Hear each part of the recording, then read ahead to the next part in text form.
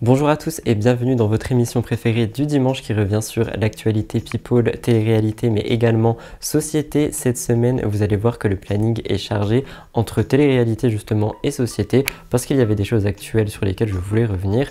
On va partir un peu dans tous les sens, mais vous allez voir que chaque rubrique va être intéressante. En passant par la victoire demi-finale de la France pour la Coupe du Monde, mais également à travers la maladie de Céline Dion ou encore les péripéties de nos candidats de télé-réalité préférés, vous allez voir qu'on va être servi. Avant de commencer l'émission, je vous laisse comme chaque semaine liker cette vidéo, la commenter avec le hashtag MTT en me disant un peu votre humeur du jour. Qu'est-ce que vous ressentez aujourd'hui? Comment est-ce que vous êtes dans votre vie? N'hésitez pas à venir discuter de tout ça avec la communauté dans les commentaires, mais également sur l'application Discord où il y a un serveur où tout un chacun peut venir parler de ce qu'il souhaite. Tout ceci étant dit, je pense que je vais vous laisser là. On se retrouve après le générique pour le top actu qui est déjà chargé.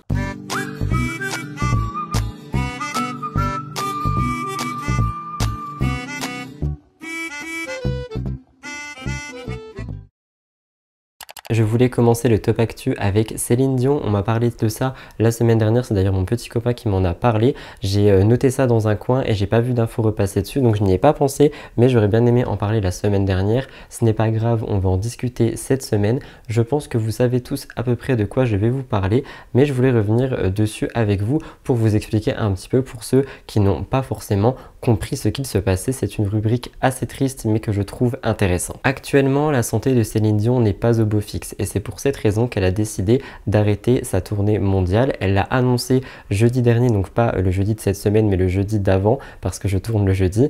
Et en fait, elle a dit qu'elle allait repousser le début de sa tournée en Europe, car elle souffre d'une maladie neurologique dite rare. En effet, d'après les recherches que j'ai faites, Céline Dion est atteinte du syndrome de Steve Person, ou encore en français le syndrome de l'homme raide. De par cette pathologie, elle ne peut pas en fait chanter comme elle le souhaiterait parce qu'elle a aussi des difficultés pour marcher, mais surtout pour utiliser ses cordes vocales et par conséquent ça compromet un peu tout son travail. Elle a d'ailleurs posté une vidéo sur Instagram où elle revient sur cette pathologie. Je vais vous la montrer en version condensée, vous me connaissez.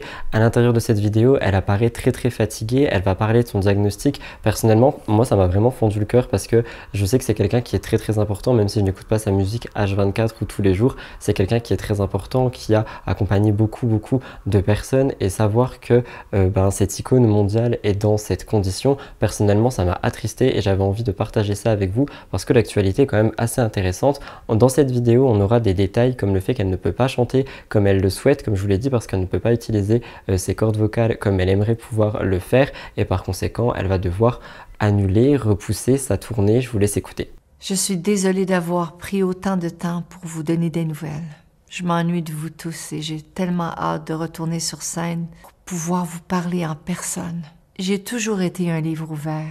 Je n'étais pas prête à parler de ce que j'ai eu à traverser. J'éprouve des problèmes de santé depuis longtemps et ce n'est pas facile pour moi d'y faire face. Récemment, j'ai été diagnostiquée avec un trouble neurologique très rare, appelé en anglais Steve Person Syndrome, qui atteint environ une personne sur 1 million. Malheureusement, ces spasmes affectent ma vie de tous les jours, à plusieurs niveaux. J'ai parfois beaucoup de difficultés à marcher et je ne peux pas toujours utiliser mes cordes vocales pour chanter comme je le souhaiterais. Ça m'attriste énormément de devoir vous dire aujourd'hui que je ne serai pas prête à recommencer ma tournée en Europe en février. J'ai à mes côtés une excellente équipe de médecins qui me traitent pour que j'aille mieux. Et ce sont mes enfants qui me donnent le courage et l'espoir de continuer. Mais je dois admettre que c'est un combat continuel. Chanter, c'est ce que j'ai fait toute ma vie. Et pour moi, ne plus être capable de le faire est inimaginable. J'ai fait quelques recherches sur internet par rapport à ce syndrome pour vous l'expliquer, donc je vais vous lire un peu ce que j'ai trouvé. Le syndrome de Steve Person est une pathologie neurologique rare. Elle est caractérisée par une raideur musculaire progressive et des épisodes répétés de spasmes musculaires douloureux. Selon une organisation américaine, cette maladie toucherait seulement un humain sur 1 million, donc je ne sais pas si vous vous rendez compte à quel point c'est rare. Mais en fait, malgré le fait que les muscles deviennent rigides, etc., on a aussi une certaine sensibilité quadruplée par rapport au bruit, aux odeurs, etc. Et ça peut devenir assez problématique et surtout très difficile à gérer. Malheureusement, aujourd'hui, on ne sait que peu de choses par rapport à cette maladie. C'est peut-être pour ça qu'on a des retards de diagnostic par rapport au corps médical. Par contre, les recherches indiquent que ça serait une réponse auto-immune dans le cerveau et le pic d'incidence de cette maladie se situerait vers 45 ans, même si les symptômes pourraient durer sur des mois et des années. Je trouvais ça super triste. Évidemment, j'envoie tout mon soutien aux personnes qui souffrent de cette maladie et je voulais partager ça avec vous. Qu'est-ce que vous en pensez? Qu'est-ce que vous ressentez par rapport à cette actu? J'avais vraiment envie de la partager avec vous. Je me munis de mon café parce qu'on rentre dans la télé-réalité avec cette prochaine actualité du Top Actu qui concerne Alix Desmoineaux et Ilan Castronovo. En effet, vous m'avez demandé de rebondir sur cette histoire dans le Top Actu. J'ai fait un peu de recherche pour vous. Je vais citer principalement les médias Melty et officiel.fr et je voulais vous parler du report du procès Alix-Ilan. Donc je l'ai un peu décrypté pour vous.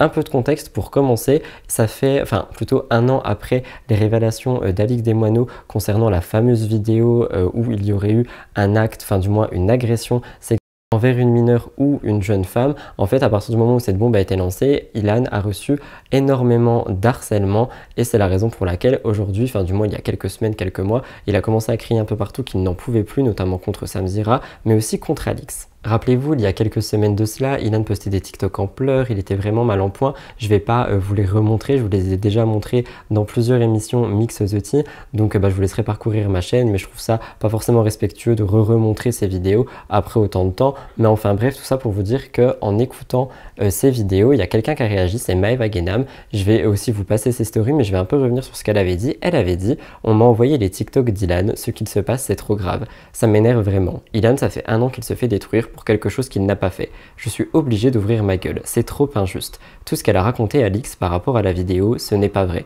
Même moi j'ai eu des doutes et vous savez qui m'a enlevé ces doutes? Isabeau.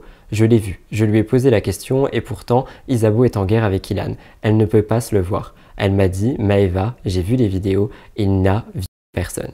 Rappelez-vous, en parallèle de ça, je vous en avais également parlé, mais il y avait Ilan qui avait dit être innocenté au mois de septembre. Alix avait réagi à ça en disant 2 plaintes en plus de celle de Natania en instruction depuis seulement 2 semaines. L'enquête commence et ça s'invente innocent. Demandez à Harry Halimi, qui est l'avocat des victimes. Il y a zéro justice qui a déclaré quoi que ce soit innocent. L'enquête commence à peine, les plaintes sont entrées en instruction il y a seulement 1 mois. La justice française est longue, vous le savez bien. Rappelons également que Ilan Castronovo a décidé de porter plainte contre Alix Desmoineaux pour diffamation et atteinte à la personne. Cependant, c'est ce procès-là qui a été reporté et c'est ça l'actualité. Selon la blogueuse Maya Motivi, Alix en fait aurait des éléments qui prouveraient son innocence quant à cette affaire de diffamation et ça serait la raison pour laquelle l'avocat d'Ilan aurait voulu reporter un peu le procès parce que ce qu'Alix aurait pu apporter était assez lourd et pour sa faveur, donc en faveur pour elle et pour gagner ce procès. Ça serait pour ces raisons que ce procès serait reporté. Pour le moment, il n'y a personne qui a réagi à ça, ni Ilan ni Alix. En même temps, il y a un procès en jeu,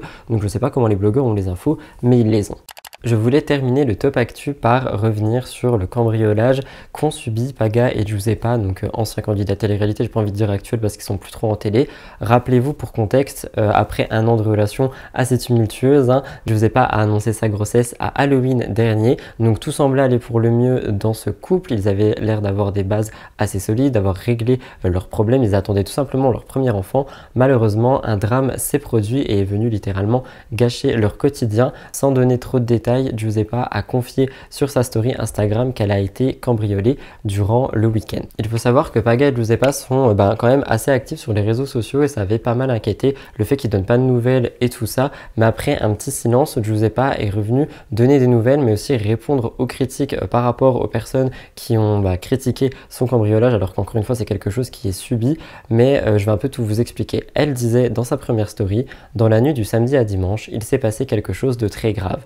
J'ai dû prendre ma voiture en urgence de Toulouse. J'ai conduit 5 heures sans m'arrêter de pleurer. Je me sentais totalement impuissante. Paga était dans le Nord en booking, impuissant lui aussi. Je suis triste de constater dans quel monde on vit et à quel point l'être humain peut être sans pitié, pourri et infâme. Vous avez volé mon matériel, notre intimité, mais pas nos principes. Je passe 2 jours pour retrouver nos chiens, notre maison détruite. Je ne laisserai jamais ces personnes me traumatiser, me faire peur ou m'empêcher de vivre normalement. J'espère que justice sera faite. Avant d'aller plus loin dans les petites questions qui se posent par rapport à ça, etc., moi je voulais revenir sur quelque chose, c'est qu'ils ont eu énormément de chance de partir sur une longue durée mais courte, enfin, vous allez comprendre ce que je veux dire, dans le sens où leur chien était chez la nounou qui s'occupe des chiens, et heureusement, parce que je me dis, quand tu te fais cambrioler, s'il y a des animaux chez toi, qu'est-ce qui se passe? Est-ce que vous pensez que ça se passe bien pour eux? Est-ce que vous pensez que déjà oui, ils vont être apeurés? Donc même outre le fait matériel, tout ça, et la maison, moi je pensais aussi aux êtres vivants, et je me dis heureusement que les chiens n'étaient pas là. Par contre, moi je pense à ça, mais beaucoup de personnes pensent à autre chose, parce qu'il y a beaucoup de questions qui commencent à ressortir un peu par rapport à ça. Est-ce qu'un déménagement à Dubaï serait prévu pour Paga et Giuseppa? Les cambriolages sont malheureusement très fréquents chez les personnalités publiques, mais aussi en ce moment chez les candidats de télé-réalité. On en a vu 2 chez Maeva Guénam en l'espace d'1 an, 1 an et demi, si je dis pas de bêtises. Mais en gros, quand les candidats partent à Dubaï, c'est soit fiscal, comme on vous l'a déjà tous expliqué, soit par raison de sécurité. Et donc la question est légitime à se poser. Est-ce que Paga et Giuseppa vont encore se sentir en sécurité en France alors qu'ils attendent un enfant et que ce drame vient de se produire? C'est la question que les internautes se posent et j'avais envie de vous la poser aussi. Est-ce que vous pensez qu'ils vont déménager à Dubaï? À côté de ça, il y a aussi eu énormément de critiques par rapport au fait qu'elle raconte ça et que ça se passe, etc. Qu'il ne faut pas avoir des trucs de luxe, qu'il ne faut pas les exposer, patati patata. Donc elle a décidé de reprendre la parole en story vidéo. Elle dira qu'elle n'arrive pas à croire ni à accepter que quelqu'un ait littéralement violé son intimité, qu'elle se sent beaucoup moins bien chez elle maintenant, ce qui peut rejoindre un déménagement parce que en fait c'est comme si c'était plus chez eux. Elle dira aussi que personne ne mérite de se faire voler et ça c'est un point sur lequel elle revient et je trouve que c'était très important. Elle disait: ce n'est pas sous prétexte que nous avons des choses de valeur qu'on mérite de se faire voler. Je vous laisse écouter. J'ai pas envie qu'on se laisse aller, voilà, qu'on perde le fil, voilà, j'ai envie qu'on continue à vivre normalement. Même si je vous avoue que, avec ce qui s'est passé, pour ceux qui l'ont compris, on s'est fait cambrioler. Des personnes sont rentrées chez nous et nous ont volé nos affaires personnelles, des affaires qui avaient certaines valeurs sentimentales, des affaires qui coûtaient de l'argent. Voilà, c'était le but. Et en fait, ce qui est le plus dur, c'est pas du tout en fait d'accepter le fait de m'être fait voler des affaires personnelles parce que c'est du matériel. Par contre, j'arrive pas à accepter qu'on soit rentré chez nous, qu'on ait violé notre intimité. On ne rentrera pas dans les détails parce que, évidemment, il y a plein de choses qui sont en train de se passer. Notamment, je tiens à remercier la gendarmerie qui est arrivée très vite. Mais faut quand même reconnaître que ça aurait pu être pire. Voilà, c'est que du matériel, on n'était pas là. C'est vraiment ce que je redoutais le plus. C'est que ça m'arrive et que je sois là en fait, qu'on soit là tous les deux et c'est quelque chose que je pense qu'on s'en remet pas. Donc voilà, ça reste du matériel mais c'est dur du fait que voilà, on nous a... Pour moi, je me sens moins bien chez nous en fait. Maintenant, ce qui est triste, c'est que voilà, on se dit que ça peut arriver même à vous, personnes qui m'écrivez ce genre de message, ça peut vous arriver parce que ce n'est pas sous prétexte que nous avons, qu'on a des choses de valeur qu'on mérite. Et en plus, même si demain on le montre, ce n'est pas une raison de se faire voler en fait. Il n'y a aucune excuse à ça et je trouve que de recevoir ce genre de message, ça devrait même pas exister parce que les personnes qui m'écrivent ça, sachez qu'il y a un karma et que ça peut arriver à n'importe qui. Il y a des gens, il y a des personnes âgées qui ont des bijoux de valeur qui existent qui sont dans leur famille depuis des années-lumière et qui se les font voler et qui n'ont rien demandé, qui ne s'affichent pas. Donc au bout d'un moment, il faut arrêter.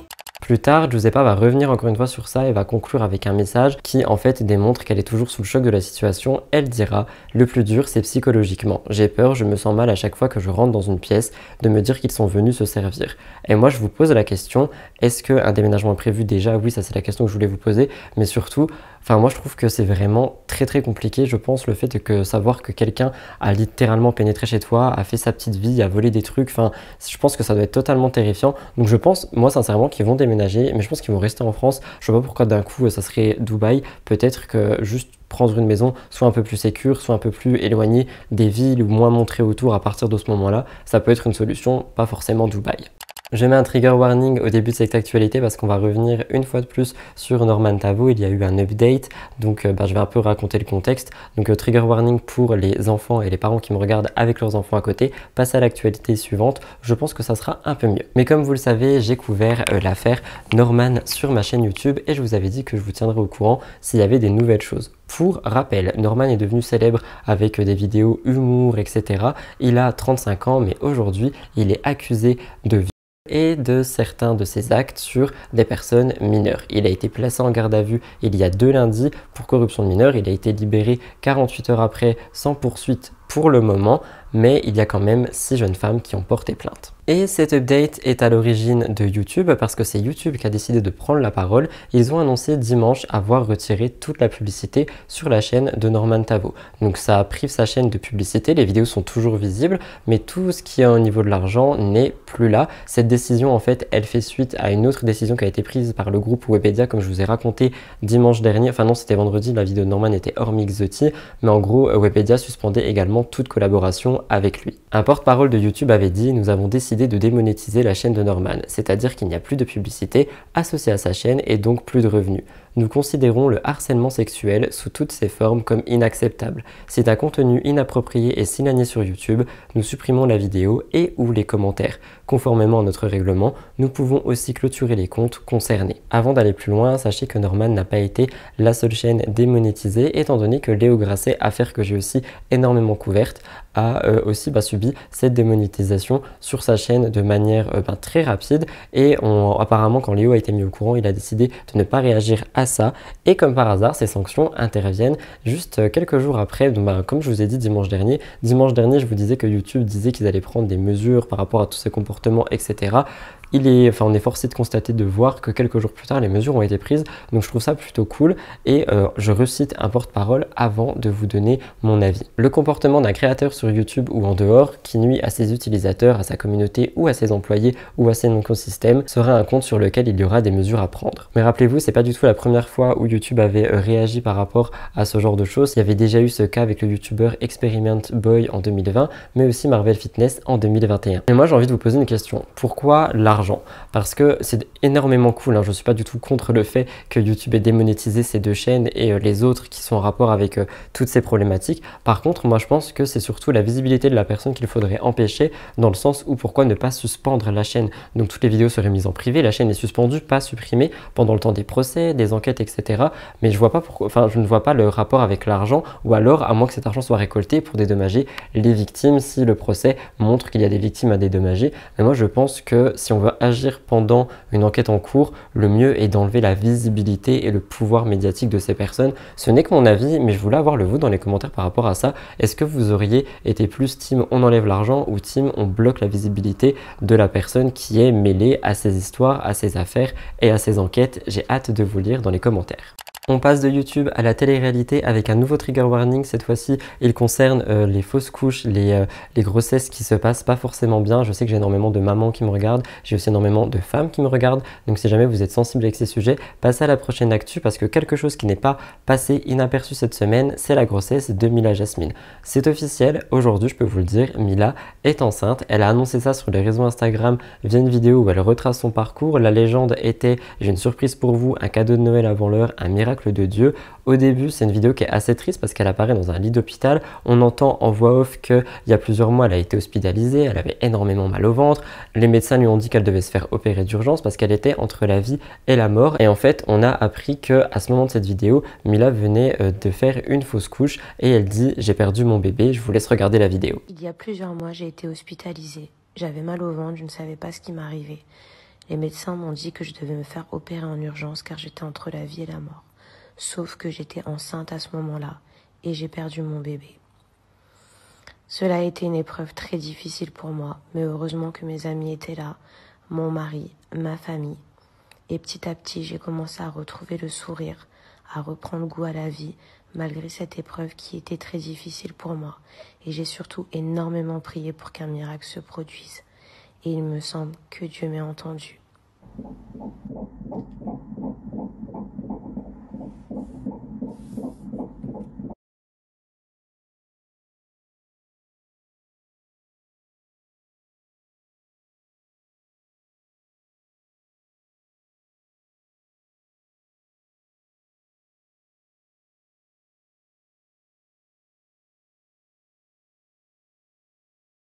Avant d'aller plus loin dans l'actu, il faut un peu que je revienne sur sa relation. Depuis août 2021, elle est en fréquentation avec un Lorenzo qu'on n'a jamais vu, enfin du moins moi je ne l'ai jamais vu, je ne sais pas si son visage a été dévoilé, mais elle dit qu'elle compterait bien garder l'anonymat de cet homme le plus possible, sauf que cet homme est aussi mêlé à une femme, son ex-femme Nelia. Leur relation n'était apparemment pas finie selon elle, lorsque Mila se serait immiscée à l'intérieur de cette relation, si les dires de Nelia sont vrais. Moi, je pense que c'est faux parce qu'on a aussi appris que apparemment Lorenzo lui aurait nié avoir 4 enfants et je trouve que ça fait énormément écho à l'histoire Mila Mujdat et que peut-être quelqu'un aurait voulu juste buzzer là-dessus. Je sais pas, mais je vois pas pourquoi est-ce que Mila se serait infligé 2 fois le même mal à subir des mensonges de la part de son conjoint. Et d'autant plus aujourd'hui est son mari. Mais bref, ça avait totalement éclaté en scandale. Il y a eu littéralement une guerre entre Nelia et Mila sur les réseaux sociaux. Ça fait 1 an qu'elle dure. Pour Nelia, Mila lui a volé son mari. Elle était très méfiante envers elle. On pouvait d'ailleurs lire au moment où Mila gardait les enfants: mes enfants vont chez leur papa à Dubaï, il y aura Mila, j'ai accepté à contre-cœur car je veux le bien de mes enfants. Leur papa leur manque énormément et ils ont besoin de le voir souvent. Si ça se passe bien, ils y retourneront. Sinon, ils ne verront que lui. Je n'ai pas de souci à me faire avec leur papa. C'est juste que c'est la première fois qu'ils verront Mila. Je suis sur place, donc s'il y a un souci, je les récupère de suite. Depuis, c'est la grossesse de Mila qui a été critiquée, je voulais revenir dessus. Mila finissait le fameux réel que je vous ai montré par dire qu'elle sort d'une épreuve très difficile, donc retenez ça, mais qu'elle a été énormément entourée par son mari, sa famille, ses amis, mais qu'en fait c'est quand même quelque chose qui l'a touchée et comme beaucoup de personnes, c'est les fausses couches, en fait ça peut te traumatiser, ça te touche énormément. Si vous voulez un peu de chiffres, je suis allé sur le site de l'Assemblée nationale et voici ce que j'ai trouvé. On estime qu'une grossesse sur 4 se solde par une fausse couche et qu'une femme sur 10 environ traverse une fausse couche dans sa vie. Chaque année, 23 millions de fausses couches se produisent dans le monde, soit environ 15% du total des grossesses. Cela représente 44 grossesses perdues chaque minute. Du côté de Nelia, évidemment, elle n'a pas trop apprécié que Mila annonce sa grossesse publiquement. Dans des stories qui ont été supprimées mais que je vais vous lire, je ne vais pas vous les montrer, je vais juste vous les lire parce qu'elles sont sur des sites publics absolument partout. Nelia avait dit « Non, je ne savais pas du tout pour la grossesse. Bon félicitations Lorenzo, l'enfant n'a rien demandé, c'est normal que je te félicite. Mes enfants ne m'ont rien dit, surtout la grande qui comprend tout. Elle m'a dit à part ses vergetures, j'ai rien vu. Je pense qu'elle voulait cacher ça à mes enfants pour ne pas que ça se sache. Ma grande a 8 ans, apprend leur mariage sur les réseaux sociaux et ensuite que son père va voir en enfant. En tout cas, si elle a voulu annoncer ça juste avant Noël, je te rassure, ça ne me fait plus rien ma belle. » C'est des mots qui sont vraiment pas bienveillants, j'ai l'impression qu'ils sont pas forcément respectueux non plus, sachant que, comme Mila l'a dit, elle a traversé une période extrêmement difficile et tu viens de la tacler sur ses vergetures, je trouve pas ça forcément cool, mais Nelia a réagi après en story vidéo, je vous laisse regarder ça. Quand vous êtes enceinte, vous êtes obligé de le dire à la production, donc forcément vous ne venez pas. Mais ça n'empêche qu'il y a certaines choses qui m'avaient beaucoup agacée. Mais il y a des trucs que je pouvais pas vous dire, donc je pouvais pas vous dire non mais là si j'y vais pas c'est parce que je suis enceinte. Mais il y a certains trucs au-delà du fait que j'étais enceinte qui m'ont quand même énervée. Coucou les filles, alors j'ai supprimé le post d'hier parce que ma soeur elle avait raison, ça sert à rien de parler, de polémiquer sur ça, c'est du passé. Par contre je vais venir sur un sujet parce que ça me fait vraiment peur, pour nos enfants d'ailleurs, parce qu'on vit dans une société où la tromperie c'est normal. En fait tromper c'est normal. Prendre des hommes mariés, c'est normal. Faire des enfants avec, c'est normal. Je pense que ça devient la mode avec beaucoup d'influenceuses d'ailleurs. Mais ce qui me fait de la peine, c'est qu'en fait, nos enfants vont vivre dans cette société-là. C'est-à-dire qu'il y a tout qui sera normal. La tromperie, être avec un homme marié, faire des enfants avec l'homme qu'on a pris de la femme avec qui il était marié. Tout est normal. Avant de conclure cette actu, autre chose s'est passé par rapport à cette grossesse, j'ai trouvé ça énormément grossier. Elle semble très heureuse en ce moment, Mila, donc elle snap absolument tout, elle nous raconte beaucoup de choses. Et selon le média officiel.fr, un homme qu'elle aurait croisé au mall à Dubaï a eu un comportement très inapproprié. Elle était en train de parler à ses abonnés, tout ça, et un homme passe et aurait dit « Mashallah ». Cette expression veut littéralement dire ce qu'a voulu Allah, mais on peut aussi l'utiliser pour montrer son admiration envers quelque chose ou quelqu'un, sauf que Mila est enceinte, donc ça ne lui a pas du tout plu. Elle s'est arrêtée, elle s'est retournée vers lui et elle lui a dit « Hey, mais t'as pas honte, I'm pregnant », ce qui veut littéralement dire « Je suis enceinte ». Ce qu'on voit ici, les taches qu'on voit là, mais t'as pas honte? Mais hey, I'm pregnant. Mais pas honte lui? Regarde, on dit machallah, mais voilà. Bref, je suis énervée, je sais même plus ce que j'allais dire. Je sais même plus je vous disais quoi, mais normal eux ici quoi. Bon bref, J'avais envie de vous poser la question, que pensez-vous du comportement de l'homme et de Mila? Est-ce que le comportement de l'homme était grossier selon vous? Si oui, pourquoi? Et est-ce que Mila a bien réagi ou non? Je vous laisserai me dire ça dans les commentaires, mais si vous voulez mon avis, c'est vrai qu'on ne s'approche pas forcément comme ça, mais que la femme soit enceinte ou non. Après, on peut recevoir des compliments, mais moi, j'ai pas vraiment vu comment l'homme a dit ça dans la vidéo, donc je peux pas savoir si c'était vraiment forceur, grossier ou non, mais c'est vrai que ça peut être délicat et que la personne, dans tous les cas, a le droit de dire que ça ne lui plaît pas. Donc j'ai hâte de vous lire dans les commentaires pour savoir un peu ce que vous pensez. Toujours dans le respect, hein, les débats sont permis, mais dans le respect. L'actualité que vous venez d'entendre va faire écho à celle-ci, donc il y a toujours le même trigger warning. Je vais lire mes notes parce que je les ai prises sur différents médias. Il y avait Pure Break et Melty. C'est très sensible. Je veux apporter aucunement de peine ou de mauvaises infos à Sarah Frézou. Donc je vais extrêmement lire, j'ai l'impression. Je ne sais pas si ça va vraiment se voir, mais je vais beaucoup lire. Sarah Frézou est quelqu'un qui est toujours souriante, de bonne humeur, qui fait toujours des blagues un peu maladroites, qui a des prises de parole qui peuvent plaire ou pas plaire. Mais quoi qu'il en soit, ce mercredi 14 décembre 2022, elle n'avait pas vraiment l'air dans un bon mood. Tout a commencé lorsque Sarah Frézou a partagé une photo sur laquelle on pouvait voir un test de grossesse positif. Sur l'objet, on voit qu'elle était enceinte depuis 1 ou 2 semaines. En légende, on pouvait lire « Demain, je vous raconte mon histoire ». Les internautes qui la suivent énormément et de très près savent que son rêve était d'être maman, d'avoir un bébé, et d'ailleurs, elle a eu beaucoup de difficultés dans le passé pour essayer d'avoir ce bébé. Par rapport, par exemple, au surpoids qu'elle avait, ce n'était pas possible. Donc, en fait, quand on a découvert cette photo, du moins les fans étaient très heureux pour elle et ils voulaient leur envoyer tout leur soutien. Face à tous les messages qu'elle a reçus, Sarah a posté une story et en fait elle a dit « Laissez-moi le temps, ce n'est pas ce que vous pensez.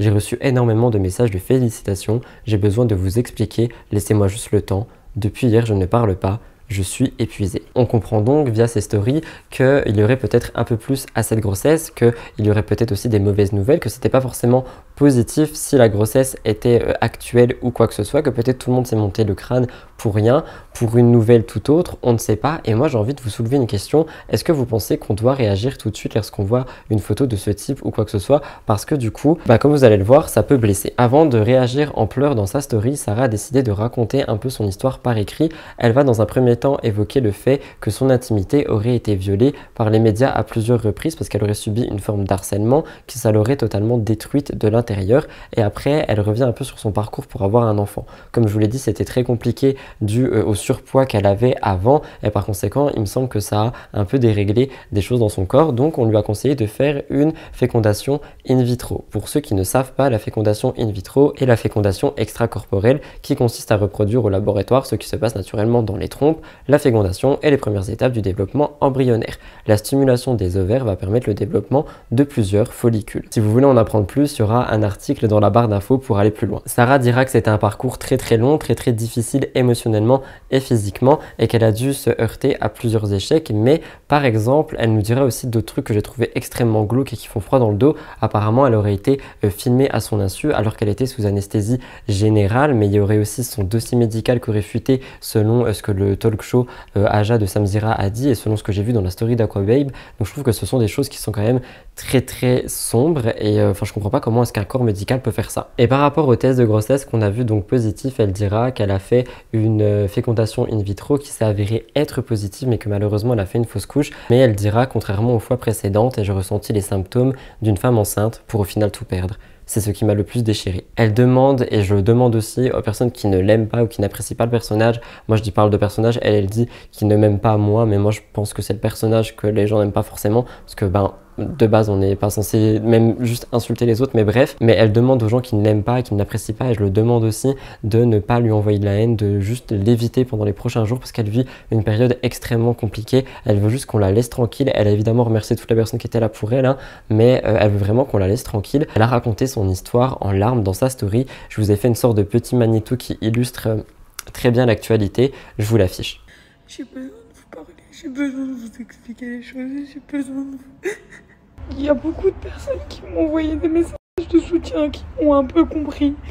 Rapidement, pour dire aux personnes qui ne comprennent pas ce qui se passe, j'allais vous raconter mon histoire, mon ressenti et vraiment j'en ressens le besoin. J'en ressens le besoin parce que Ça fait un long moment que je tiens tout ça en moi et mes quotidiens sont heureux mais difficiles à la fois et j'ai préféré vous mettre tout ça par écrit. Et j'espère qu'il y en a certains qui comprendront. Je sais qu'il y a beaucoup de femmes qui m'ont écrit qui sont dans le même cas que moi. D'habitude, je suis la première à vous remonter, à vous donner de l'espoir. Je me dis qu'il y a quand même toujours de l'espoir, mais là, c'est vrai que je craque. Je suis à saturation. Ça fait très mal.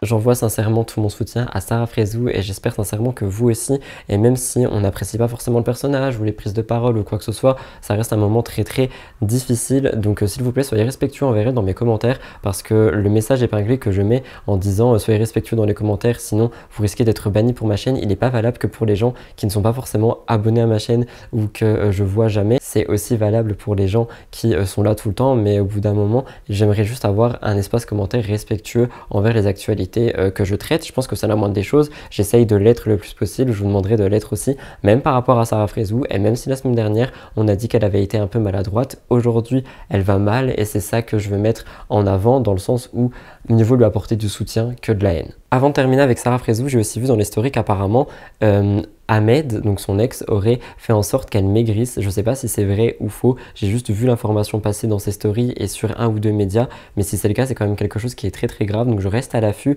N'hésitez pas à me taquer dans des trucs si vous les voyez, parce qu'en ce moment je suis un peu partout, mais je reste à l'affût sur cette info parce que je trouve que c'est quand même très grave si c'est le cas. Les deux dernières rubriques m'ont premièrement asséché, mais surtout elles m'ont un peu pas mis dans un bad mood, mais enfin c'est très dur à traiter, je vous avoue. Donc on va passer à un truc un peu plus léger. Encore une fois, je suis désolé, c'est pas un trigger warning, mais il y a du spoil à l'intérieur de cette rubrique parce que je vais vous parler des apprentis aventuriers. Donc la première mini partie de ma rubrique, elle est spoil, mais pas trop. La deuxième est très spoil, je vous le redirai au milieu. Donc si jamais vous ne voulez rien savoir, passez à l'actualité suivante. Si jamais vous connaissez pas les apprentis, que vous voulez un peu découvrir sans vous faire spoiler, écoutez le début de la rubrique et vous pouvez passer à la prochaine juste au milieu quand je vous le dirai. Si vous voulez pas être spoilé, vraiment passez à la prochaine actu. Laissez-moi vous parler des apprentis aventuriers saison 6. Rappelez-vous, il y a 2 semaines de ça, je vous parlais déjà du casting des apprentis. On pourra retrouver à l'intérieur Amélie Netten, son meilleur ami, mais aussi Jessie ou Fanny ou encore le couple Victoria-Nicolo. Ce n'est pas tout parce que je vous avais parlé de la rumeur Ilona. Effectivement, elle va vraiment être sur le programme, donc je trouve ça super cool. Elle sera accompagnée de Aya et Nicolas, des motivés, mais aussi de Maxime et Valéria, ou encore Anto et Roman qui eux viennent de 10 couples parfaits, mais aussi la Villa des Cœurs Brisés, il me semble, qui était un couple qui sont mis ensemble, séparés, il y avait eu des demandes en mariage, enfin bref, j'ai vraiment hâte de les voir en télé. Je pense que ça va donner beaucoup de couleurs à l'émission. Premier spoil, mais qui est plutôt une règle de l'aventure, il y a une nouveauté. Il y a 2 plages et il y a beaucoup de gens qui pensaient que c'était le retour de la plage de la dernière chance, donc en gros tu te fais éliminer et tu vas sur cette plage pour avoir une dernière chance pour peut-être réintégrer l'aventure, mais cette fois c'est différent, il y a 2 plages parce que les 10 équipes sont divisées en 2 groupes de 5 équipes et il y a sur une plage 5 équipes et sur l'autre plage 5 équipes. Et apparemment, selon le blogueur Varuekios, le concept est différent parce que les binômes restants de chaque plage vont s'affronter à la fin. Le vrai spoil commence à arriver maintenant, donc n'hésitez pas à passer à la prochaine actu, mais pour ceux qui sont toujours là, voici un petit listing. Sur la première île, on retrouve Ilona et Paul-André, Roman et Anthony, Antonin et Barbara, Maxime et Valéria et Amélie et Romain. Sur la deuxième île, on retrouve Jessie et Fanny, Nicolo et Aya, Charlotte et Stéphane, Victoria et Nicolo, et Fabrice et Jennifer. Au niveau des éliminations, je vous le dis, c'est du vrai spoil. Je vous assure que faire ce taf me saoule un peu parce que j'adorais suivre les apprentis aventuriers dans la réalité, etc. Maintenant que je suis des blogueurs et tout ça, dans tous les cas, je suis au courant de tout, même si j'essaye de spoiler parce que je dois vous en parler. Donc voici un peu pour ceux qui ne souhaitent pas regarder l'émission. Amélie et Romain seraient les premiers éliminés des apprentis aventuriers selon Chayara TV. Charlotte et Stéphane seraient le deuxième duo. Il y aurait aussi Victoria et Nicolo. Et quelque chose d'imprévu s'est passé. Ilona et Paul-André ont été éliminés, mais aussi Aya et Nicolas. Donc une question se pose. On se dit, mais attends, ça fait beaucoup d'éliminations pour le tournage. Il n'a pas commencé il y a tant de temps que ça, tu vois. Donc est-ce qu'il y a aussi une nouvelle règle qu'on ne sait pas? Parce que c'est vrai que ça fait beaucoup d'éliminations. Il y a beaucoup de gens qui ne croient pas au fait qu'il y a autant de gens qui sortent. Pourtant, je vous assure que c'est des informations qui sont assez faciles à vérifier, étant donné qu'il suffit d'aller suivre les comptes des candidats pour voir qu'ils font des stories. Par exemple, j'ai vu des stories de Vivi et de Nicolo. J'ai vu des stories de je ne sais plus qui, donc évidemment, ils sont éliminés. Shayara TV nous donnera un peu plus d'informations quant aux stratégies et c'est ce qui m'a perso donné envie de regarder, donc je vous lis ça. Tout le monde avait extrêmement peur du trio Jessie, Victoria, Charlotte. Ils ont fait une alliance pour les virer le plus vite possible, d'où l'élimination de Charlotte et Stéphane et Victoria et Nicolo. Maxime et Valeria sont les maîtres du jeu en termes d'alliance. Ilona a déjà gagné les apprentis aventuriers avec Ilan, mais a décidé de revenir cette fois-ci avec Paul-André. Les autres joueurs la voient alors comme une réelle concurrence. Alors elle s'est alliée avec Maxime et Valeria. L'émission serait diffusée courant janvier 2023. J'ai envie de vous demander avec tout ça, est-ce que vous avez hâte de regarder, est-ce que vous avez envie de regarder? Moi personnellement, oui, je pense que les émissions de jeux, d'aventure, de compète sont les meilleures émissions avec les candidats de télé-réalité parce qu'ils sont totalement eux. Enfin, il n'y a pas, par exemple dans les apprentis aventuriers, il n'y a pas le make-up, il n'y a pas tout ça. Ils sont juste eux, nature, peinture et j'ai hâte de voir ça. Un autre nom qui est énormément ressorti cette semaine, c'est celui de Bastos. Il n'est pas du tout étranger aux polémiques et aux scandales, je vous en ai déjà parlé plus d'une fois, mais cette semaine, c'est lui qui a fait parler de lui-même. Un peu de contexte s'impose parce que je crois que je ne l'ai jamais présenté dans Mix the Tea. Selon la présentation que Star Mag a fait de lui, Bastien a été révélé en 2016 dans Secret Story. Il se fait aujourd'hui appeler Bastos. Il a su se faire une place dans le milieu télé, mais aussi dans le milieu audiovisuel parce qu'il est aussi actif sur YouTube, sur les réseaux, il fait des campagnes de pub, etc. Mais ce n'est pas tout parce qu'il plaît aussi à beaucoup de filles et j'ai envie de vous dire qu'il a eu pas mal d'histoires. On peut nommer Mélanie Dedigama, il aurait également eu un flirt avec Tiffany, l'ex de Raphaël Pépin, mais aussi Kelly Sun, Victoria Meo, Belle Longwell, pour citer que des visages connus. Et toutes, à l'exception de Mélanie Dedigama, ont eu droit à une apparition dans un clip vidéo sorti sur sa chaîne YouTube du nom de Michto et il y a des vidéos à l'intérieur privées prises par Bastos alors qu'il était en couple avec les filles au moment où les vidéos ont été prises. Je pense sincèrement qu'il n'y a pas eu Mélanie Dedigama parce qu'elle aurait littéralement pété un câble. Je pense qu'elle aurait fait sauter le clip et peut-être même fait sauter un morceau de la carrière de Bastos dans le sens où je pense qu'elle aurait porté plainte ou un truc du genre. Mais surtout, je pense qu'il l'a aussi pas mis parce que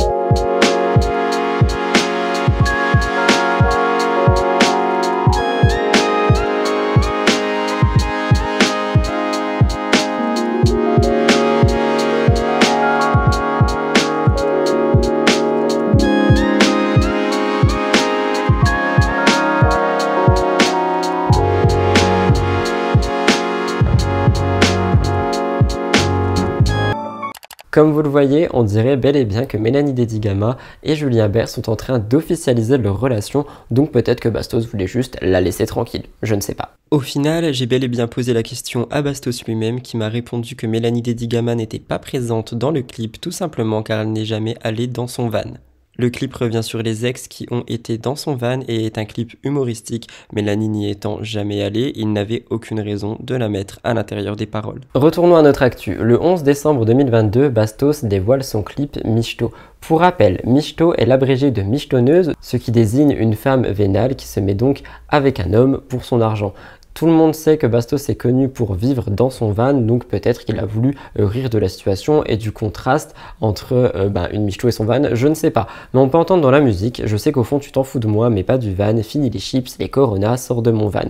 C'est un clip qui fait quand même beaucoup de vues sur YouTube, faut le souligner, et il y a certaines de ses ex qui ont apprécié l'humour, d'autres pas du tout. Pour vous en citer deux, Victoria Meo a fait des stories en disant que c'était du second degré, que ça la faisait beaucoup rire, qu'elle n'a pas du tout été offensée. Elle dira aussi qu'elle a l'habitude que Bastos la cite parce que c'est vrai qu'il le fait souvent. Je vous laisse regarder la story.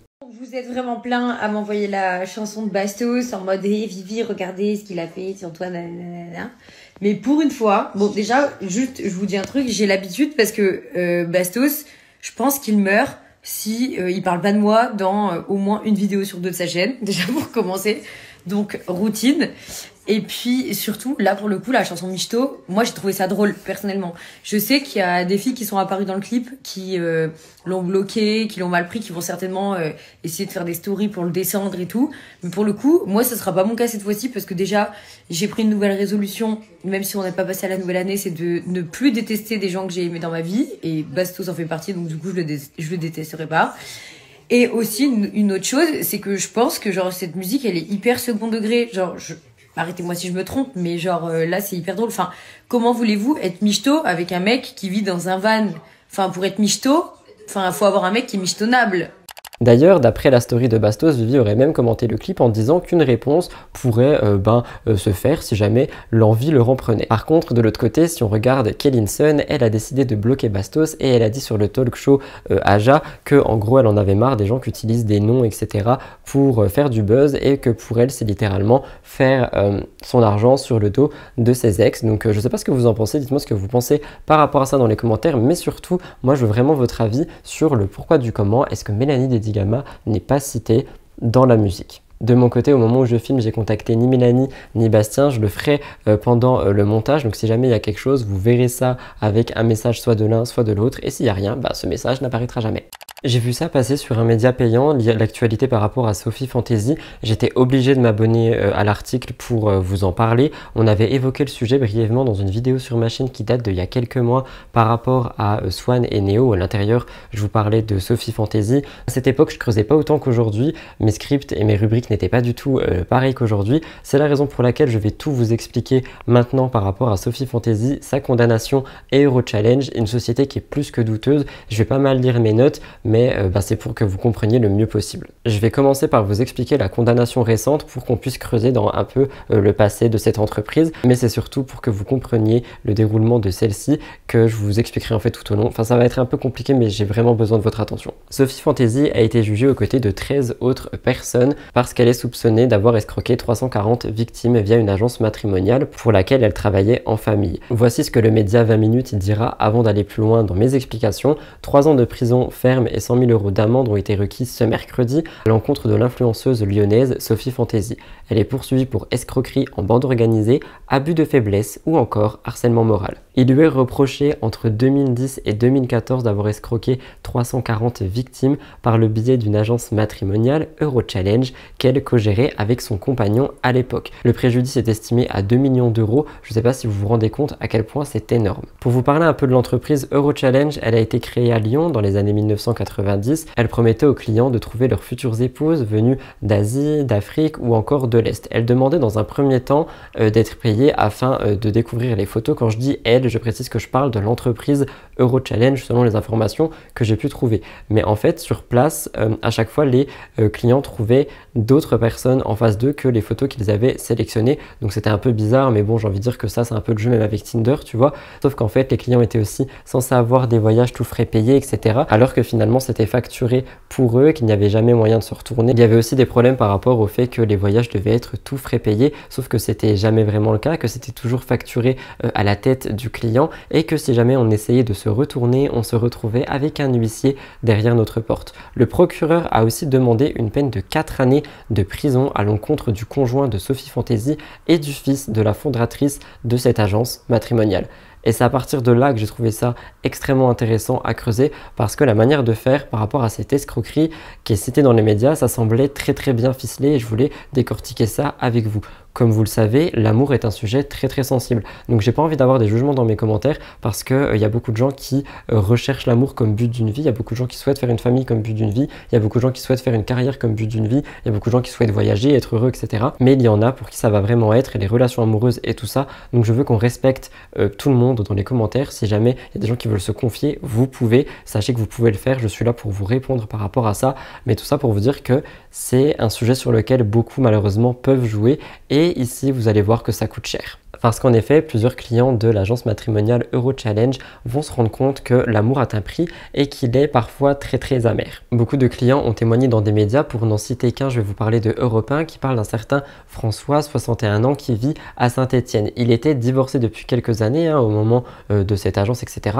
Et il avait décidé de vouloir retrouver une âme sœur. Il dira aux médias Europe 1 « J'ai été reçu comme un prince. On m'a montré des femmes à faire pâlir un aveugle, que des blondes, ukrainiennes ou russes, et toutes assez jeunes. Je ne voulais pas au début, puis on m'a convaincu que ces jeunes femmes préféraient les hommes d'âge mûr. Franchement, oui, j'étais séduit. » Il va donc signer un contrat de 5 300 €, je ne sais pas si vous vous rendez compte à quel point c'est énorme, payable en 3 fois, sauf que suite à ça, on va lui promettre un mariage qui va arriver d'ici 6 mois avec une femme resplendissante, etc. Et ce fameux François, tellement emballé, va tout de suite faire un virement de 3 500 €. Pendant près de 4 mois, l'agence matrimoniale ne lui propose aucun rendez-vous. Un jour, il va finalement avoir un rendez-vous avec une belle femme, une femme russe qui vit à Rostov, parce qu'ils ont décidé de séjourner là-bas pour le date. François va raconter qu'il y va mais que c'est pas du tout ce qu'on lui a promis. Pour revenir au logement frais payé, il a eu un appartement à 460 € pour 3 ou 4 nuits à ses frais, mais en fait le date était aussi à ses frais, donc tout ce qui était restaurant etc c'était lui qui payait. Je sais que d'habitude bah oui effectivement moi aussi j'aurais payé mon date, d'autres personnes aussi les auraient payés, mais là le truc c'est que tu peux pas payer un contrat à 3000, enfin du coup non pardon, à 5300 € en disant que tout est à l'intérieur, donc le date, le voyage etc, et au final tout payer toi-même. Je trouve que déjà là il y avait un problème. À côté de ça, même le date en lui-même juste avec la personne n'allait pas trop parce que cette femme était russe mais elle ne parlait pas un seul mot de français, donc le dialogue entre François et elle était très compliqué. Donc j'ai envie de vous dire que le mariage promis dans 6 mois était assez compromis. François rentre de Russie et raconte aux médias européens qu'il bloque son dernier versement de 1700 €. La patronne de l'agence matrimoniale décide d'envoyer un huissier derrière sa porte pour réclamer son dû. Sauf que comme François, il y a énormément de clients qui se sont plaints de femmes qui ne correspondent pas à la description, des logements qui ne sont pas frais payés, etc. etc. Donc ça a fait qu'il y a eu une enquête par rapport à ça. Mais sachez que même avant tout ça, l'agence Eurochallenge avait été condamnée en appel pour pratiques commerciales douteuses. Et grâce à l'article de Progrès, donc l'article payant, on apprendrait un peu le système qui se déroulait à l'intérieur d'Eurochallenge. Et selon le média Le Progrès, ils parleront, et je cite, d'une entreprise machine à cash où on déshumanise le client afin de pouvoir le maltraiter. On pouvait également lire les fichiers des prétendantes a été artificiellement constitué, aucun filtrage effectif n'a été fait sur la langue parlée par ces femmes. Et ce n'est pas tout parce qu'une information que je vais citer mais que je trouve extrêmement grave et dramatique, c'est aussi produit via cette entreprise si on en croit le média. Je cite et ça va permettre de boucler la boucle. Lorsqu'il y a eu le suicide d'un client, il n'y a eu aucun questionnement sur les méthodes de la société. On a requis 12 à 18 mois de prison avec sursis contre 4 chefs de service zélés sur la mise en œuvre de l'escroquerie et 3000 € d'amende avec sursis contre 5 conseillères en agence. Elles étaient isolées, très peu formées, souvent inexpérimentées, exploitées avec 800 € par mois plus 30 € par contrat signé. On est dans un mélange de pression et de manipulation, mais ça ne peut pas totalement exonérer leur responsabilité. Et j'ai envie de vous dire, qu'en pensez-vous? Parce que moi personnellement, ça m'a fait extrêmement froid dans le dos de voir que ce genre de choses se passe dans le monde du travail. Je suis pas forcément au courant. Vous savez, à part YouTube et 2-3 petits jobs que j'ai fait ici et là, mais surtout en particulier, j'ai jamais été activement dans le monde du travail et j'ai déjà entendu des histoires ici et là. Mais là, je me rends compte que c'est quand même extrêmement grave de jouer, 1, sur la peine des gens par rapport à leur amour, 2, de manipuler et aussi escroquer à moitié tes employés et enfin tout ce système en fait par rapport à cette entreprise. Je trouve ça extrêmement grave et je suis content encore une fois que la justice se bouge. C'est ce que je vous dis toutes les semaines depuis quelques semaines. J'ai l'impression que toutes les anciennes histoires ressortent et commencent à popper et que les choses avancent. Donc j'ai envie de vous lire par rapport à tout ça dans les commentaires. Qu'en pensez-vous? Beaucoup parlent donc de rumeurs par rapport à l'exploitation Neo et Swan, comme moi c'était la question que j'avais posée il y a quelques mois dans ma vidéo, parce que bah évidemment il y a tout ça qui ressort. Donc je vais rester aussi à l'affût de tout ça. Si jamais vous voyez des choses, n'hésitez pas à me taguer dedans. Et j'ai envie de vous poser une question pour terminer. Pensez-vous que YouTube va prendre les mêmes sanctions pour Norman et Léo Grasset que pour cette histoire-là? Parce que, encore une fois, on parle pas forcément de mais on parle quand même de choses qui ne sont pas ni légales ni éthiques.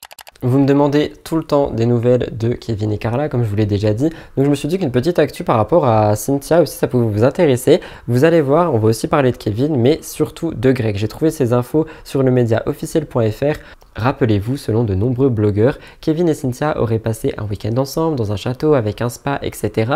Et les deux candidats étaient plus précisément aperçus au château de la Gaude. Peu après ces révélations, c'est Carla qui avait pris la parole en story, en taclant Cynthia, en revenant sur sa rupture avec Kevin, qui va donc être un divorce. Cynthia avait répondu en story et en TikTok pour réagir à cette affaire. Elle n'avait pas hésité à tacler Carla. Elle disait: j'ai envie de répondre à Carla par rapport au fait que soi-disant la production l'aurait appelée pour lui dire que j'avais été virée et tout. On en parle de tes antécédents avec la production, on en parle un peu de ton passé, des choses qui étaient totalement franchement pas à faire, peu importe le côté, hein, tout le côté médiatique n'était pas à faire, même si j'ai l'impression que certains ont plus subi que d'autres. Et pour ceux qui n'ont rien suivi, voici un petit magnéto qui récapitule tout. Et en ce qui concerne cette fameuse fille qui a certainement énormément de vices, puisque j'ai pu entendre un petit peu ses stories d'hier, donc je ne m'assimilerai absolument pas à ce genre de femme, surtout que si elle ne me connaît pas moi j'ai appris à la connaître du coup, puisque j'ai reçu pas mal d'appels et également de la production qui m'a expliqué pourquoi elle avait été virée. Donc bien sûr pour substance illicite. Je comprends pas, faut me faire comprendre. Je ne suis pas en couple avec Kevin. Et j'ai envie aussi de répondre à Carla par rapport au fait que, soi-disant, la production l'a appelé pour lui dire que j'ai été virée, etc. et tout. Que ça me dérange pas non plus de m'exprimer sur cette situation parce que je n'ai absolument rien à me reprocher. Oubliez pas que je suis célibataire et que je fais ce que je veux. Le blogueur Navid Cherche, que je cite quand même souvent dans mes vidéos, donc n'hésitez pas à aller voir, a rapporté des propos tenus par Cynthia. Selon lui, je précise, je ne montrerai pas les screens, ce sont des conversations privées, mais je vais retranscrire. Il a tenu à avoir des explications, vu qu'elle serait désormais en couple avec Greg, on va y revenir, mais c'est pas tout, parce qu'elle veut aussi revenir sur Kevin. Elle aurait dit: écoute, cette question, je ne veux absolument pas y répondre, je suis désolée. Il faut savoir que Kevin, c'est quelqu'un que j'apprécie beaucoup. Donc je ne m'étalerai pas plus sur le sujet, parce que de base, je ne veux pas en parler. Je ne parlerai pas de ça, et il y a une famille entre tout ça. Que ce soit vrai ou faux, il n'y a que moi et Kevin qui connaissons la vérité. On a dit ce qu'il en était, et personne n'a voulu nous croire. Ça, c'est le problème des gens, pas les miens. Donc en gros, ça fait qu'elle répond sans vraiment répondre. Je vous demanderai ce que vous en pensez dans les commentaires. Hein. Mais surtout, on va revenir sur Greg, parce qu'apparemment, elle serait en relation amoureuse avec Greg depuis quelques temps. C'est vrai que j'ai vu énormément de photos de personnes qui me taguent aussi sur les deux qui se rapprochent, les deux qui sont ensemble, etc. Et il y a quelqu'un qui a réagi à tout ça, c'est Mélanie ORL, parce que vu que c'est l'ex de Greg et l'ami de Cynthia aussi, du moins on dirait plus trop qu'elles sont amies, il y a beaucoup de personnes qui sont allées questionner Mélanie ORL en lui disant: mais t'en penses quoi? Qu'est-ce que tu penses du fait que Cynthia va prendre ton ex, etc. et tout ça? Mélanie a été totalement agacée, elle a réagi en story, je vous laisse regarder et on passe à l'actu suivante. Cure de rappel, avec cette tête-là, on s'en fout. Avec un petit ensemble léopard en flic quand même. Je prends le temps de répondre parce que vous avez été hyper insistant à ce sujet-là aujourd'hui. Je m'en tamponne que mes copines se tapent mes ex. Je suis totalement dans le partage en plus. Celle qui a envie de taper dans mes restes, elle tape dans mes restes. Celle qui a envie de ravaler mon vomi, elle ravale mon vomi. Celle qui a envie de s'inventer des vies et des sentiments, elle s'invente des vies et des sentiments. Je m'en fous. Et royalement. Peace and love. C'est bon, stop. Vous êtes trop mignons parce qu'en même temps vous prenez mon parti, mais il n'y a pas de parti à prendre. Je suis trop loin pour ce genre d'histoire. Je suis là. Ces histoires, elles sont là. Grosso modo, je vous demande tout simplement en fait d'arrêter de m'assimiler à certaines personnes. Je vous aime.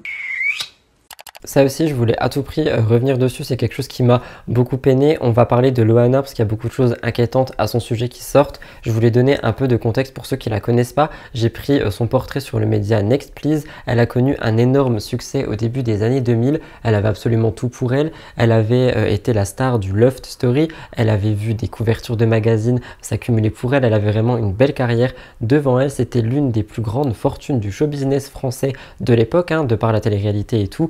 Malheureusement, elle a aussi vécu une descente aux enfers parce que la drogue, l'alcool, les paparazzis, etc. Il y a vraiment eu beaucoup de choses, mais aussi des problèmes par rapport à la maladie, etc.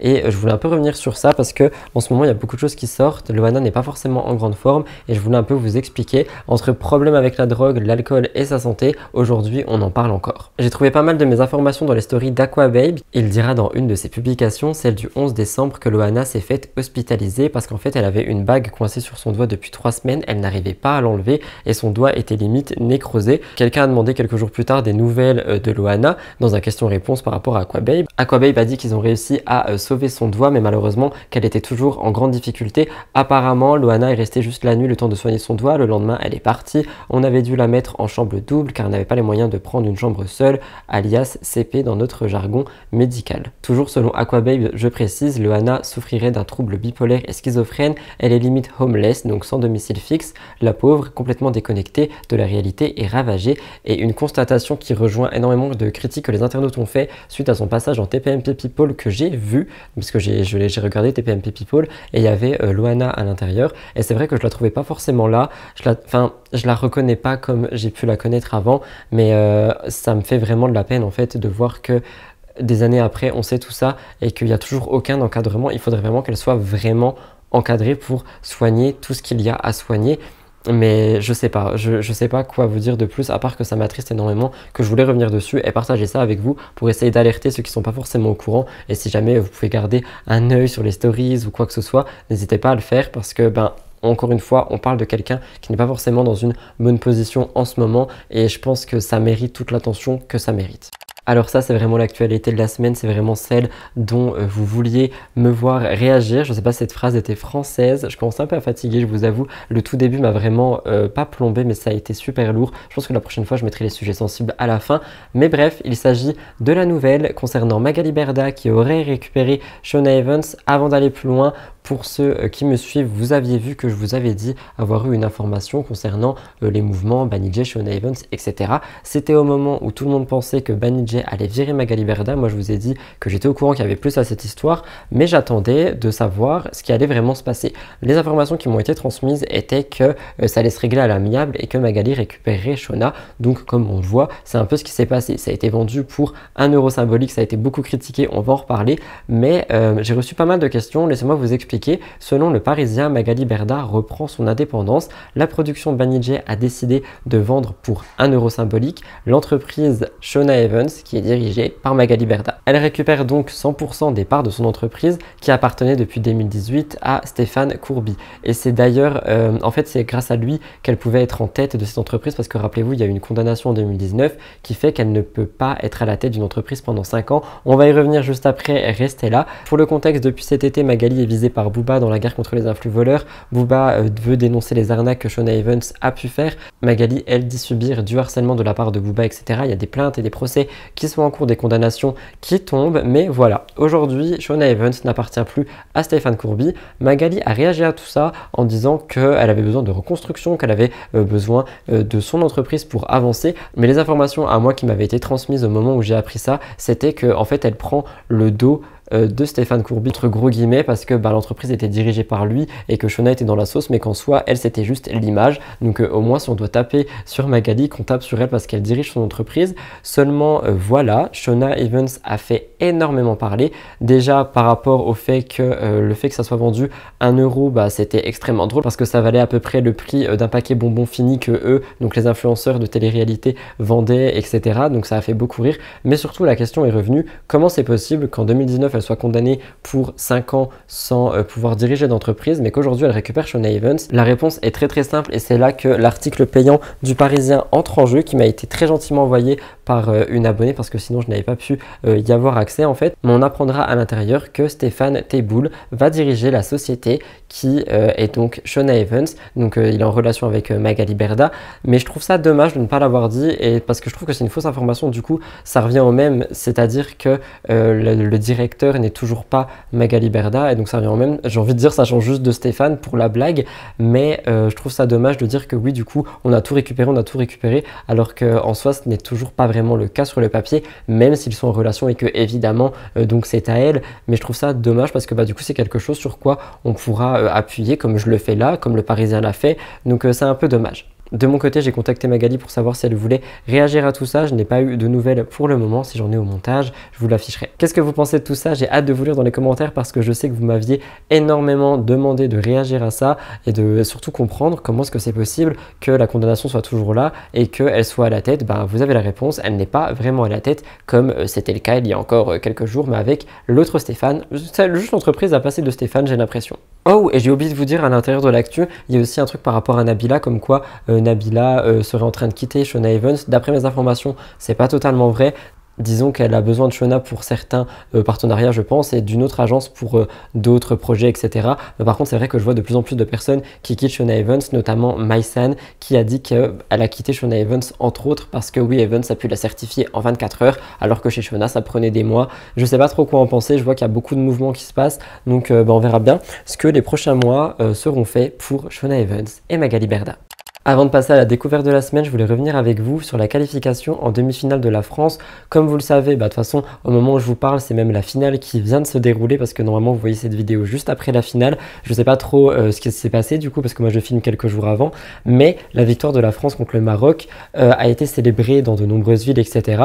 Il y a eu énormément de bonnes choses qui se sont passées, mais aussi plusieurs incidents et je voulais revenir avec vous dessus parce que je voulais faire passer le message qu'on peut célébrer, mais qu'on peut célébrer dans le respect des autres. D'après le média Marianne, on pouvait lire d'ailleurs tel un récit: le brouhaha des klaxons s'amplifie et se mêle au claquement des feux d'artifice qui illuminent le ciel et les yeux de tous les spectateurs. On apprendra que l'ambiance était extrêmement cool, que tout le monde était content de ce résultat en soi. Seulement, les choses ont très vite dégénéré. Le magazine Marianne dira que les voitures et les bus n'arrivaient plus à se frayer de chemin, qu'il y avait énormément de personnes partout qui chantaient la Marseillaise et que très vite les tirs de mortier ont remplacé les fumigènes et les pétards. Donc en fait, ça n'a pas du tout arrêté la foule de grandir. Par contre, ça a commencé à créer un climat de peur et de stress. Si vous voulez qu'on parle de chiffres, au total, 115 interpellations ont eu lieu dans l'agglomération parisienne, dont 101 à Paris. C'est ce qu'a indiqué la préfecture de Paris peu avant 1 h du matin ce jeudi. Selon une source policière qui a contacté le magazine Marianne, un groupe de 40 personnes proches de l'ultra-droite qui s'apprêtait à rejoindre les Champs-Élysées à Paris à l'issue de la demi-finale a été arrêté lors d'un contrôle, notamment pour groupement en vue de commettre des violences. Et enfin, moi je trouve pas ça acceptable, peu importe pour qui on est ou quoi que ce soit, qu'on soit à fond dans le foot ou non, on peut soit célébrer, soit ne pas célébrer, mais tout dans le respect de tout un chacun en fait. Mais le pire s'est produit à Montpellier, étant donné qu'un adolescent est décédé à Montpellier. Il a été percuté par un chauffard à la suite de la qualification de la France. Le conducteur a pris la fuite, heureusement il a été localisé quelques kilomètres plus tard, c'était très proche du lieu où s'est passé l'accident.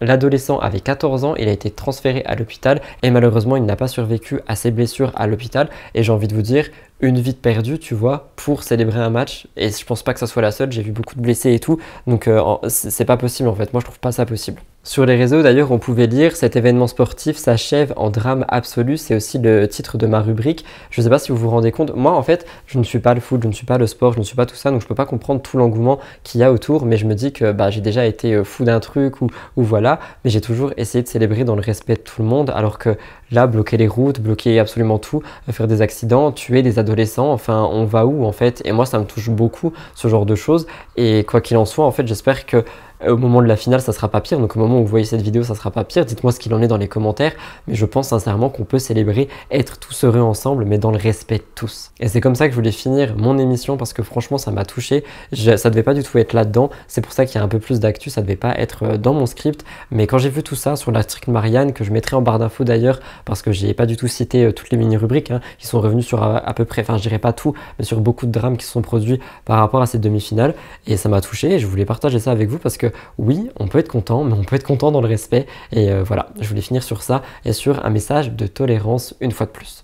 On passe en mode cocoon, mais encore une fois, je vais surtout faire un trigger warning parce qu'on va parler de cruauté animale et de choses dans ce genre-là. Donc si jamais vous êtes sensible, je vous laisse là pour cette émission. J'espère qu'elle vous a plu, mais je voulais absolument envoyer mon soutien à Ndiela par rapport au message qu'elle a posté sur sa chaîne YouTube il y a quelques jours. Ndiela est une influenceuse qui fait actuellement les vlogmas, donc un vlog par jour. Elle est partie en Laponie, elle est partie à Londres et elle devait aller à New York. Il me semble qu'elle y est, mais qu'elle va pas faire de vidéo parce que sa série vlogmas a été arrêtée parce qu'elle a appris que son chat était décédé. C'est quelque chose qui l'a absolument touché. J'ai vu la vidéo, ça m'a beaucoup touché. Je voulais envoyer tout mon soutien et j'espère que des gens de ma communauté iront lui envoyer du soutien, que ce soit de ma part ou de la vôtre, parce que je sais que pour certains, un animal est juste un animal, mais pour ceux qui en ont, je pense que vous comprenez la perte d'un animal. Et son chat était malade et en fait elle dit qu'elle a vraiment dédié son travail, son argent et tout son temps à essayer de lui offrir la meilleure vie possible. Aujourd'hui je pense qu'elle se sent impuissante et qu'elle s'en veut de ne pas peut-être avoir pu faire plus, mais moi je pense qu'elle a déjà fait énormément, qu'elle a dû donner à ce chat vraiment une belle vie, parce qu'il devait même pas avoir autant de jours, comme elle l'a dit, de vie. Il a vécu 2 ans alors qu'il devait, selon certains vétérinaires, ne pas vivre aussi longtemps que ça. Donc je veux vraiment envoyer tout mon soutien, mon courage et mon amour à Ndiela, à son copain aussi, et à toutes personnes qui sont peinées par rapport à cette histoire, parce que c'est vraiment horrible. Et j'ai l'impression qu'en ce moment il y a vraiment beaucoup de choses qui se passent pour chacun. Il y a vraiment des drames assez gros et violents qui se passent pour beaucoup de personnes. Donc tout mon soutien à Ndi, mais aussi à toutes les personnes qui passent des moments très difficiles, et n'hésitez pas à lui envoyer de l'amour par rapport à ça, sans forcément lui dire j'ai vu que ton chat était décédé, etc. N'essayez pas de lui rappeler la chose. Moi je pense pas qu'elle tombe sur ma vidéo, mais si vous lui écrivez en direct et en DM, n'essayez pas de lui rappeler la chose, mais tout simplement de lui envoyer de l'amour. Du moins moi c'est ce que j'ai envie de faire et j'espère que vous le ferez. Voilà tout le monde, c'était donc tout pour votre émission de la semaine. J'ai même pas pris ma tasse pour la tradition de l'intro l'outro. Je suis pas du tout professionnel, je suis désolé, mais c'est tout pour cette émission. J'espère sincèrement qu'elle a pu vous intéresser, vous plaire, que les actualités à l'intérieur ont pu vous apprendre des choses. Si jamais vous étiez au courant des choses, j'ai pu apprendre peut-être 2-3 détails ou quelque chose, n'hésitez pas à me dire tout ça dans les commentaires. N'hésitez pas non plus à me taguer dans toutes les actualités que vous trouverez la semaine prochaine si jamais vous souhaitez que j'en parle. En ce qui me concerne, je vous laisse là. Je vous aime d'amour, n'oubliez pas de liker l'émission, c'est le meilleur soutien que vous puissiez me faire si vous voulez développer la chaîne. Vous pouvez vous abonner juste en dessous. Je vois beaucoup de personnes qui me disent qu'on arrivera aux 40 000 abonnés avant Noël. Personnellement, j'y crois pas du tout. Je trouve ça très très gros, mais pourquoi pas se donner le challenge. N'oubliez pas de commenter avec le hashtag MTT, de rejoindre sur tous les réseaux sociaux. Je vous fais plein de gros bisous, prenez soin de vous, je vous aime d'amour et j'ai envie de vous souhaiter un très joyeux Noël parce que je sais pas si on se reverra avant pour Mix the Tea.